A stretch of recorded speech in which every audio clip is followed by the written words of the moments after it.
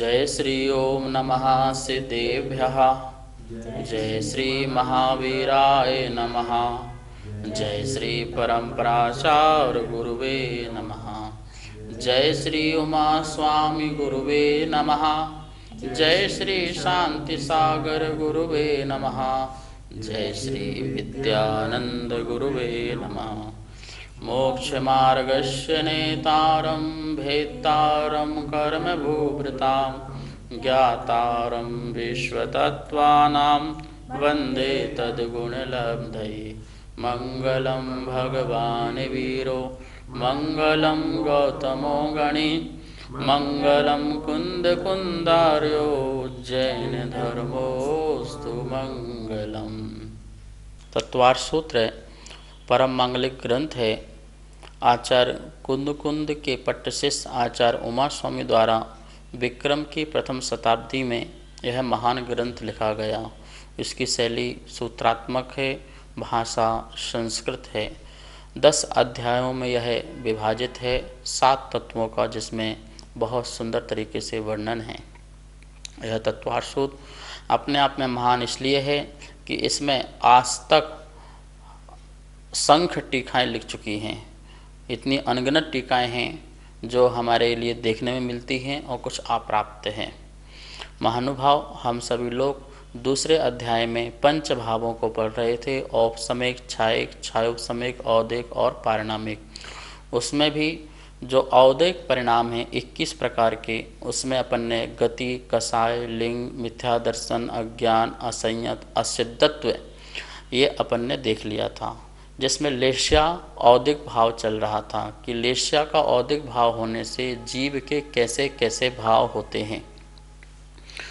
हम सभी लोगों ने उसमें अशुभ लेश्या और शुभ लेश्या का भी वर्णन पढ़ा था। एक दृष्टांत के माध्यम से अपनी बात चल रही थी, जिसमें अपन ने अशुभ लेश्याओं का दृष्टांत दिया था और अब आगे शुभ लेश्याओं का दृष्टांत आगे सुनते हैं। कहानी चल रही थी पति पत्नी की क्रोध की, और यहाँ तक बात आ गई थी कि चलो अब कापोत लेश्या में वह भोजन कर भी रहा है, करने भी दे रहा है, पर उसका ज्ञान नहीं होने के कारण, ऐसे धर्म करता भी है, करने भी देता है, पर उसका सच्चा ज्ञान नहीं पता है। जब और मंद परिणाम होते हैं उसी जीव के जो भोजन कर रहे थे, तो अपने बच्चे से बोलता है कि जा बेटा ये पैसा है, थोड़ा और सामान लेके आ जा, ठीक है ना। तो अब जो पीत लेश्या वाला परिणाम वाला जो जीव है वो कैसा होता है, वो उसको खाने का पता है। अभी मुंह बना के खाना खा रहा था, थोड़ा खाना अंदर गया तो अब दिमाग में ठंडा हुआ। अब ठंडा हुआ तो जैसा भोजन करना चाहिए वैसा विधिवत बैठ कर के भोजन कर रहा है, पर वो विधिवत तो हो गया, पर वो अनावश्यक कार्य ज़्यादा करता है। जैसे अपने बच्चे को बोला जा दुकान से और सामान लेके आ जा, इतने भोजन में काम चल सकता था, लेकिन फिर भी उसने अनावश्यक वस्तु को और मंगवाया और खर्च किया। वैसे न्याय और न्याय नीति से ही उसने काम किया है। उसने अपहरण करके सामान नहीं बुला रहा है, चोरी करके नहीं मंगा रहा है, अपने पैसे से ही खर्च करके सामान मंगा रहा है, लेकिन अनावश्यक है। इतने में काम हो सकता था, लेकिन वह अनुपयोगी वस्तु ज़्यादा उपयोग करता है। इस प्रकार से पीत लेश्या वाला जो व्यक्ति है वस्तु स्वरूप को सही जानता है और करता भी ढंग से है और करने भी देता है ढंग से, लेकिन अनुपयोगी काम ज़्यादा करता है। अब पद्म लेश्या वाला जो जीव है, जैसे ही वो लेकर के आया, थोड़ा और भोजन गया, तो उसको लगा कि नहीं मैं क्यों फालतू अनावश्यक सामान मंगाता हूँ। उसने बोला नहीं इसको हटाओ, इसको हटाओ, इसको हटाओ, इसको हटाओ, मैं तो सिर्फ दाल रोटी से ही भोजन आराम से कर लूँगा। तो क्या हुआ देखो, उसके और परिणामों में मंदता आई, विरक्ति आई, अनासक्ति आई, और उसने उनका भी त्याग कर दिया और नॉर्मल सिंपल नहीं मैं इतने में ही अपना जीवन चला सकता हूँ, मैं इतने कपड़े में, इतने भोजन में, इतने स्थान रहने में। तो इस प्रकार से उसको ज़्यादा आडंबर आदि की भाव नहीं रहते हैं। ऐसा वो पद्म लेश्या वाला जीव हो जाता है, ठीक है ना। इस प्रकार से और भगवान ने पूछा, पत्नी ने पूछा शाम को भोजन में क्या लोगे। तो देखो और कैसे परिणाम ढीले होते हैं जीव के। कहाँ तो इतना तीव्र परिणाम कि जहाँ न स्वयं खाता था न खाने दे रहा था। अब वो जो गृह लक्ष्मी हैं, गृहिणी हैं, वो पूछ रही है कि अब शाम को और क्या लोगे, तो क्या कहते हैं, अरे भगवान तुझे जो बनाना है बना देना, मैं तो वही ले लूँगा। ये पुण्य प्रमाण फल शुक्लेश्य के परिणाम हो गए। कौन से परिणाम हो गए? शुक्लेश्य। जब उसने ये कहा ना कि जो तू दे देगी मैं वो ले लूँगा जो खाने योग्य होगा, तो फिर क्या हुआ, इतने मंद परिणाम हो गए। कहाँ तो वैसे परिणाम और कहाँ इस प्रकार के परिणाम। जो पहनना होगा पहन लेंगे, जहाँ रहना होगा रह लेंगे। ये पुण्य प्रमाण फल भोगने वाला जो है शुक्ल लेस्या वाले के जीव के परिणाम होते हैं। तो देखिए शुभ से अशुभ तक में जाने में कितनी परिणामों में भिन्नता आए। इसे ही कहते हैं जो मन वचन काया से प्रवृत्ति दिख रही है कसायों की, उसे लेस्या अपन कहते हैं। जो कृष्ण लेस्या है वो तीव्रतम लेस्या है, जो नील लेस्या है वो तीव्रतर लेस्या है, और जो कापोत लेस्या है वो तीव्र लेस्या, मतलब तीव्र, तीव्रतर, तीव्रतम। ये संस्कृत के शब्दों में, विशेषण शब्दों में लगते हैं। जैसे सुंदर, सुंदरतर, सुंदरतम। सुंदर है उससे भी ज़्यादा सुंदर, सुंदरतर, तर लग गया तो उससे भी ज़्यादा सुंदर, सुंदरतम, तम लग गया तो मतलब द बेस्ट, सबसे ज़्यादा सुंदर। जैसे गुड, बेटर, बेस्ट। ऐसे तीव्र, तीव्रतर, तीव्रतम, मंद, मंदतर, मंदतम। तो कापोत लेस्या जो है तीव्र है, उससे भी ज़्यादा तीव्र कौन सी है? नील लेस्या तीव्रतर। उससे भी ज़्यादा कठोर लेस्या, कटु लेस्या, काली लेस्या कौन सी है? तीव्रतम कृष्ण लेस्या। अब शुभ में चलते हैं तो शुभ में क्या है? मंद, मंदतर, मंदतम। तो जो पीत लेस्या है वो कैसी है? मंद, कषायों की मंदता से उत्पन्न होने वाले परिणाम मंद। उससे भी ज़्यादा और मंद होने के लिए मंदतर, जो पद्म लेस्या है वो कैसी है? मंदतर। और परिणाम निर्मल मंदतम, कौन सी लेस्या? शुक्ल लेस्या। इस प्रकार से अपन ने इन 6 लेस्याओं के बारे में ये नॉर्मल प्रवचन सुने, सामान्य प्रवचन सुने। अब अपन देखते हैं आगम और शास्त्र में 6 लेस्याओं की क्या परिभाषाएं आती हैं। कृष्ण लेस्या वालों के कुछ लक्षण आचार्यों ने बताए हुए हैं। आप यहाँ पर स्लाइड में देखेंगे, यहाँ पर एक श्लोक लिखा होगा, उस श्लोक को मैं उच्चारण करता हूँ और उसका आपको अर्थ भी लिखा हुआ है वैसे, और फिर भी मैं आपको समझाता हूँ। आर्तरौद्रः सदा क्रोधी मत्सरो धर्मवर्जितः निर्दयो वैरसंयुक्तो कृष्णलेश्यायुतो नरः। यहाँ पे इस सूत्र श्लोक पढ़ा आपने। आर्त रौद्रः सदा क्रोधी, कैसा है कृष्ण लेस्या वाला जी? आर्त रौद्र सदा परिणाम रहते हैं, उसके क्रूर परिणाम, और आर्त रूप दुखी रूप परिणाम, दुखी रूप परिणाम और क्रूर परिणाम इसके अंदर सदा पाए जाते हैं। ये कृष्ण लेस्या वाले जीव की पहचान है। कुछ भी मिल जाए उसे दुखी ही होना है, सुखी तो होना ही नहीं है। अच्छा सा अच्छा भी कर दो, उसका अच्छा से अच्छा पुण्य से मिल भी जाए तब भी कैसा बना रहेगा उस चेहरा में? उदास, शोकाकुल, दुखी। ऐसा जो प्राणी है वो कृष्ण लेस्या वाला प्राणी है। और क्रूर परिणाम उसके अंदर होते हैं। कैसे परिणाम होते हैं? अभी हिंदुस्तान पाकिस्तान लड़ाई की बात चल, हाँ जला दो पाकिस्तान को, ये क्रूर परिणाम होंगे। मिटा दो सब जीवों को, क्रूर परिणाम होंगे। तो इस प्रकार से लगा दो ऑल आउट, सब जीव मर जाएं, मच्छर मर जाएं, तो ऐसे परिणाम क्रूर परिणाम वाले होते हैं। पूरा अपने दवाई छिटकना, जीवों को मार देना, ये क्रूर परिणाम तो हैं। और कौन से परिणाम हैं? ठीक है ना। तो इस प्रकार से आर्थ रौद्र परिणाम वाला जो जीव होता है वो कृष्ण लेस्या वाला जीव होता है। सदा क्रोधी, इसकी एक पहचान और है, क्रोधी मतलब उसके बोलते हैं ना, इसके नाक में गुस्सा रखा हुआ है, कुछ बोलो तुरंत स्टार्ट हो जाएगा, उसे लाना नहीं पड़ेगा। चिड़चिड़ा स्वभावी रहता है, सदा हमेशा जब देखो क्रोध क्रोध, गुस्सा गुस्सा गुस्सा, ये कृष्ण लेस्या। और मत्सर, ईर्षालु, ईर्षा करता रहेगा, कभी अपने बड़े भाई से, कभी इनसे, कभी उनसे, कभी दोस्तों से, कभी व्यापारी लोगों से। उसको हर चीज़ में क्या रहेगी, ईर्षा के, जलन के परिणाम रहते हैं, तो ईर्षालु होता है। धर्म वर्जितः, और कैसा होता है, धर्म से वर्जित होता है, धर्म से रहित होता है। सच्चा ज्ञान उसको धर्म का नहीं होता है, तो धर्म रहित परिणाम उसके होते हैं। निर्दयो, क्या लिखा है नीचे देखो श्लोक में, निर्दयो, दया रहित होता है, उसके अंदर दया रूप परिणाम नहीं होते हैं। क्योंकि जब व्यक्ति क्रूर होगा तो निश्चित ही वो दया वाला जीव हो ही नहीं सकता है, तो निर्दय होता है। वैर संयुक्तो, और बात बात में गांठ बांध लेता है, हर बात की गांठ बांध लेता है, बैर बांध लेता है। तुझे छोड़ूंगा नहीं, मुझे मौका आने दे, मैं तुझे गिरा के रहूँगा, हरा के रहूँगा, तुझे नीचा करके रहूँगा, बदला लेके रहूँगा।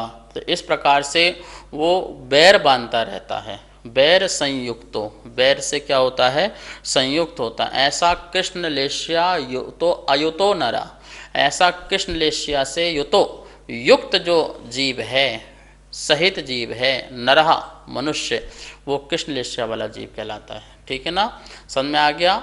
आर्त रौद्र त्यागी, सदा क्रोधी, ईर्षालु, मत्सर, धर्म वर्जित, निर्दयी और वैर से संयुक्त। इसके आसपास और भी कोई वर्ड आपके पास हो तो उनको भी लगा लेना कि ऐसा जीव जो है वो प्रथम लेस्या वाला जीव हो। उसके मन में भी ऐसे परिणाम, उसके वचनों में भी ऐसे परिणाम मिलेंगे, और उसकी चेष्टा से, शरीर की काय की चेष्टा से भी ऐसे परिणाम दिखाई देंगे। तो अंदर चलने वाले जो कसाय के जो परिणाम हैं, उनकी अभिव्यक्ति हमारे मन वचन काय से पता चलती रहती है। ये कृष्ण लेस्या हुई। नमोस्तु गुरुदेव, कृष्ण लेस्या वाले जीव का क्या कभी कल्याण होगा? कृष्ण लेस्या वाले जीव का कभी कल्याण होगा, ऐसा आपने प्रश्न किया। देखिए, यदि कृष्ण लेस्या में ही रहेंगे तो कभी कल्याण तो होगा नहीं, लेकिन एक लेस्या जो है परमानेंट नहीं रह सकती है। मतलब कि उसमें अंतर्मुहूर्तवाद पुनः वो वही लेस्या हो जाए, पुनः फिर वही लेस्या हो जाए, ऐसे कई समय तक तो हो सकती है, लेकिन अनंत काल तक वैसी रहे जरूरी नहीं है। कभी न कभी वह कृष्ण लेस्या जो तीव्रतम है वो तीव्रतर में चेंज हो, और कभी तीव्र में चेंज हो, कापोत लेस्या आदि में, फिर इसके बाद उसका क्या है, कल्याण होना प्रारंभ होता है। तो कसायों की जब मंदता आएगी तो जीव को सद्बुद्धि मिलती है और उपदेश मिलता है, तो वह अब वस्तु स्वरूप को समझता है। चूँकि कृष्ण लेस्या वाला जीव के जो परिणाम हैं वो कोयले की तरह हैं। जैसे कोयले को कितना भी साबुन से, सर्फ से धो, आखिर वो काला ही रहता है। ऐसे ही कृष्ण लेस्या वाले जीव के जो परिणाम हैं, जितने समय तक उसका उदय चल रहा है कषाय का, तीव्रता का, उस समय उसके परिणामों में इतनी तीव्रता रहती है कि उसे धर्म बुद्धि समझ में नहीं आती है और वह कल्याण नहीं कर पाता है। लेकिन जब जिस समय उसकी मंदता आएगी अन्य लेस्याओं की, तो उसमें उसका कल्याण होगा। अब एक इंद्र जीव आदि को, कृष्ण लेस्या आदि और भी हैं, तो कल्याण तो होता ही होता है, क्योंकि कभी न कभी परिणामों में मंदता आती है। क्योंकि पहले गुण स्थान में कृष्ण लेस्या भी है, तो पहले गुण स्थान में शुक्ल लेस्या भी है। ऐसा भद्र परिणामी हो सकता है, जैसे भद्र परिणामी में आया तुरंत वो अपना कल्याण करके आगे बढ़ जाएगा। नील लेस्या का स्वरूप यहाँ पर श्लोक लिखा होगा, अब मैं एक बार बोलूँगा, आप पढ़ेंगे। आलस्यो मंद बुद्धिश्चे स्त्री लुब्धश्च प्रपंचकः कातरश्च सदा मानी नील लेस्यायुतो नरः। क्या लिखा है? आलस्यो, नील लेस्या वाला जो जीव है आलसी होता है, ठीक है ना। मंद बुद्धिश्चय, और उसकी बुद्धि कैसी होती है? मंद बुद्धि वाला होता है। स्त्री लुब्धश्चय, और वो स्त्री में लुब्ध, आसक्त होता है, मतलब कामी पुरुष होता है, ठीक है ना। प्रावंचकः, और प्रावंचक होता है, धोखेबाज होता है। उसकी बात पर कोई विश्वास नहीं, उसके कार्य पर कोई विश्वास नहीं। क्यों? क्योंकि वो धूर्त जैसा आदमी होता है। कितना धूर्त आदमी, धोखेबाज, ठगेबाज जैसे अपन कहते हैं, ऐसा नील लेस्या वाला व्यक्ति होता है। कातरस्य, और कातर होता मतलब परेशान रहने वाला व्यक्ति, आकुल व्याकुल वाला व्यक्ति होता है। सदा आकुल व्याकुल, वो इसको बोलते हैं बेचैन, बेचैन आत्मा। वो बहुत बेचैन आत्मा होती है, परेशान रहने वाला, सदा परेशान रहता है। तो ऐसा नीललेस्या वाला व्यक्ति होता है। सदा मानी, और क्या होता है उसको मान, जैसे कृष्णलेस्या में तो क्रोध, सदा क्रोधी, और यहाँ पर क्या है सदा मानी। उसको मान सम्मान की बहुत, किसी ने कुछ कह दिया पूछा नहीं, और फ़ोन में शादी का इनवाइट फ़ोन में कर दिया मान लो, कैसे कैसे होता है, घर आके बोलना चाहिए तो मैं तो जाऊंगा नहीं, मैं तो पानी भी नहीं पीऊँगा, मतलब एक एग्जाम्पल। तो ऐसे कितने प्रकार के लोग होते हैं, मान सम्मान के लिए, आबरू इज्जत के लिए अपनी जान तक दे देते हैं, मरने मिटने को तैयार हैं। तो ये सदा मानी, कैसे वो सदा मान रखते हैं। जैसे क्रोध तो नाक में है रहता है, इनका मान वो छाती में बैठा रहता है हर दम, हर चीज़ पर। मैं मंदिर आया, मुझे पूछा क्यों नहीं, मुझे बुलाया क्यों नहीं, मेरा कार्ड में नाम डाला क्यों नहीं। ये सब क्या है, सदा मानी व्यक्ति होते हैं नीललेस्या वाले। इस प्रकार से आलस्य, मंद बुद्धि वाला, स्त्री लुब्ध वाला, प्रावंचक वाला, कातर, कातर वाला मतलब परेशान रहने वाला व्यक्ति, और सदा मानी। इसके अलावा और भी इर्द गिर्द जो भी बातें हैं आप उसमें समाविष्ट कर लें। तो इस प्रकार से इस श्लोक में ये नीललेस्या यतो नरा, ये नीललेस्या से युक्त नर कहलाता है, मनुष्य कहलाता है। इस प्रकार से ये नीललेस्या का यहाँ पर वर्णन हुआ। तो नीललेस्या में अपन ने देखा कि ऐसे परिणाम उसके होते हैं। उसमें रंग जो बताया है जामुन के कलर जैसे, जैसे कृष्णलेस्या में बताया कोयला, उससे थोड़ा फीका जामुन का जो रंग होता है वैसे परिणाम वाला जीव होता है।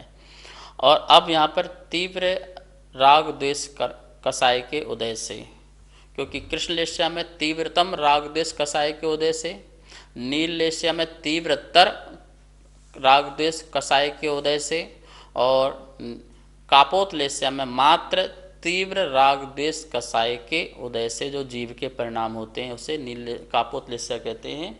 यहाँ पर श्लोक में आप देख रहे हैं, क्या है श्लोक, सो कहा कुला सदा रुष्टा पर निंदात्म प्रशंस कहा, संग्रामे प्रार्थते मृत्युम कापोतोय मुदाहृता। ये सूत्र है। यदि आपके लिए इन सूत्र की आवश्यकता हो या इसकी PDF फाइल चाहिए हो तो आप जो नीचे नंबर दिया जा रहा है पंडित जी का, उनसे आप संपर्क कर सकते हैं और आपको ये सब श्लोक सूत्र जो भी आपको स्लाइड दिखाई जाती है वो आप तक पहुंचाई जाएगी। शोकाकुलः, शोक से आकुल रहने वाला, आकुलित रहने वाला, सदा शोक में डूबा रहता, उदास निराश सब रहता है, ये नील कापोतलेस्या वाला जीव होता है। शोक में ही रहता है, जैसे कुछ खो गया हो, कुछ है ही नहीं हो। तो इस प्रकार से आकुलित वाला। सदा रुष्टा, और कैसा होता है, सदा रुष्ट रहता है। वो रुष्ट समझ में आता है ना, कि बिल्कुल चेहरा बनाए ऐसे जैसे कुछ हो गया हो, गुस्से में रहता हो, तो रुष्ट, सदा रुष्ट रहने वाला। नाराज, उसको क्या बोल सकते हैं अपन, नाराज। जो सदा नाराज ही रहता, उसको कितना भी मनाओ और व्यक्ति सोच सोच के कदम उठाता है कि भैया इससे जो भी बोलो कुछ भी कहो तो सोच समझ के करने के बाद भी, उसके मन मुताबिक काम करने के बाद भी वो क्या रहता है, हर कोई से सदा नाराज ही रहता है। ऐसा कापोतलेस्या वाला। पर निंदा, आत्म प्रशंसका, दूसरों की तो उसके मुख से सदा निंदा ही निकलती है। जब भी वाणी निकलेगी दूसरों के बारे में, अच्छा वो मैं जानता हूँ कितना खराब है, ऐसा है वैसा है, ये करता है वो करता है, पर की निंदा निकलेगी। और आत्म प्रशंसा का, और अपनी सदा प्रशंसा, देखो मैंने ये करा दिया, मैंने वो करा दिया, मैंने इसका ऐसा कराया, मैंने तो काम उसका कराया, मैंने तो मंदिर बनवाया, मैंने तो उसका मकान बनवाया, मैंने तो उसकी दुकान चलवाई, मैंने इसकी शादी करवाई, मैंने घर बनवाया, मैंने इकट्ठा की, जो कुछ भी मैं करता रहेगा, अपनी आत्म प्रशंसा करता रहेगा और दूसरों की सदा निंदा करता रहेगा। ये कापोतलेस्या वाला परिणाम है। संग्राम में प्रार्थते मृत्युम, और जब भी लड़ाई हो, झगड़ा हो जाए किसी से तो हमेशा मरने की प्रार्थना करता है। आओ देख लेता हूँ आज, या तू रहेगा या मैं रहूँगा। तो मरने मारने की जिसके अंदर भाषा रहती है और लड़ने झगड़ने को सदा तैयार रहता है, संग्राम में प्रार्थते मृत्यु, प्रार्थना करता है मृत्यु की, संग्राम में, युद्ध में, लड़ाई में, झगड़ा में, हर जगह, ऐसा कापोत अमुदहर्ता, ये जो उदाहरता कही गई है, अयम यह कापोतलेस्या कही गई है, ये कापोतलेस्या के परिणाम यहाँ पर ऐसे कहे गए हैं। इस प्रकार से यहाँ पर कापोतलेस्या हुई। और जैसे कापोत कबूतर की तरह वर्ण वाले परिणाम उसके होते हैं। कैसे होते हैं? जैसे कबूतर का ग्रे कलर होता है, ऐसे ही उसके परिणाम होते हैं। कहने का मतलब रंग से डार्क, डार्क से कम, और उससे भी और कम परिणाम वाले। तो इस प्रकार से तीव्र राग देश कर्म के उदय से ऐसे जीव के कापोत रूप परिणाम होते हैं। नमस्ते गुरुदेव। आर्त ध्यान और रौद्र ध्यान में क्या अंतर है? कृपा करके गुरुदेव मुझे समझाइए। तो अनिष्ट व्यक्ति का संयोग हो जाए, अनिष्ट पदार्थ का संयोग जो हमें पसंद नहीं है, उसमें होने वाला जो परिणाम आर्त परिणाम है, अथवा कोई इष्ट वस्तु थी या इष्ट व्यक्ति था, उसका हमसे वियोग हो गया, उसमें होने वाला परिणाम वो आर्त परिणाम है। अथवा कोई काम कर रहे हैं, उससे आगामी काल में हमें ये सुख मिले, हमें ऐसी वस्तु मिले, ऐसे व्यक्ति मिले, इस प्रकार का जो परिणाम वो आर्त परिणाम है। अथवा कोई शरीर में असाता कर्म का उदय हो गया, उसका वो दूर कब होगा, वो बीमारी कब दूर होगी, इस प्रकार का पीड़ा में होने वाला परिणाम वो आर्त परिणाम है। इसे आर्त परिणाम कहते हैं। ठीक है, दुखी रूप परिणाम। और रौद्र परिणाम क्रूर परिणाम कहलाते हैं।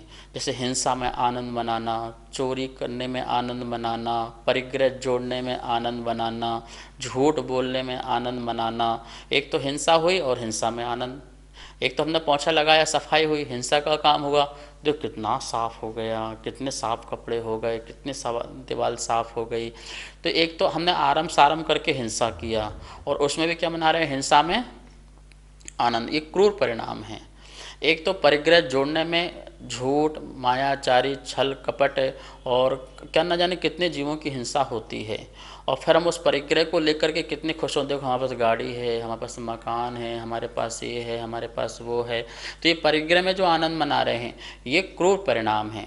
चोरी, कोई चोरी कर रहा है या तुम कर रहे हो, तुमने चोरी ऐसी कर ली और किसी को पता नहीं चला, पति के जैसे पैसे निकाल लिए, पता नहीं चला, तो देखो पता नहीं चला, उसका आनंद मना रहे हो। इस चोरी में आनंद, झूठ में आनंद। तो इस प्रकार से ऐसा क्रूर परिणाम वाला जो आनंद है उसे रौद्र परिणाम कहते हैं। यही आर्त रौद्र परिणाम कृष्ण लेस्या में पाया जाता है। तो इस प्रकार से जो ये आर्त परिणाम है और रौद्र परिणाम है, नियम से संसार के कारण है कि क्योंकि आर्त परिणाम जो होते हैं वो दुख होने में परिणाम होते हैं।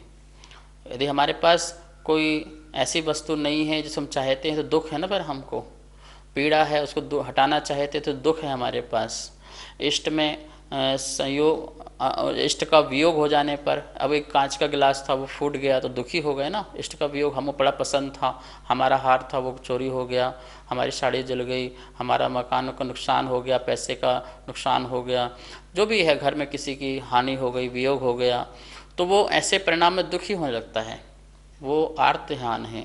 अनिष्ट संयोग, जो हमें पसंद नहीं है, हमें खाने में ये चीज़ पसंद नहीं है, वो आ गई तो हमारे परिणाम दुखी होने लगते हैं। वो व्यक्ति आ गया, हमें पसंद नहीं है, दुखी हो गया। हम मंदिर में बैठे हैं, आपके पास में कोई आके जो पसंद नहीं है वो आके बैठ गया आपके पास, आप दुखी होने लगे। इसको यही जगह मिली थी और कहीं नहीं बैठ सकता था, तो इस प्रकार से वो दुखी होने लगता है। ये सारे के सारे जो परिणाम हैं आर्त-रौद्र परिणाम, आर्त परिणाम हैं। और रौद्र परिणाम क्या है? जो हमें हिंसा से होने वाले कार्यों में आनंद की प्राप्ति हो, जो हमें किसी को परेशान करने में आनंद की प्राप्ति हो, जो हम किसी को दुखी करने में हमें खुशी मिलती हो, ये परेशान रहे, दुखी रहे, व्याकुल रहे, तो ऐसे करने में जो हमें खुशी मिलती है, किसी का काम बिगाड़ने में, किसी का काम खराब करने में, किसी की यहाँ वहाँ की बात करके दोनों लड़ाने झगड़ने में, और हमें जो खुशी मिल रही है वो जो खुशी है वो रौद्र परिणाम है। कौन से परिणाम है? रौद्र। रौद्र मतलब क्रूर परिणाम है। आप कैसे सुखी रह सकते हो? आप दूसरों को परेशान करके कैसे खुश रह सकते हो? फिर भी खुश रह रहे हो, तो इसका मतलब कितना करुणाहीन परिणाम है, कितने आप क्रोधी हो, कितने आप क्रूर हो। ये परिणाम जो हैं, लादेन से ज़्यादा भी क्रूर आप क्रूर होंगे। यदि ऐसे परिणाम आपके पास हैं।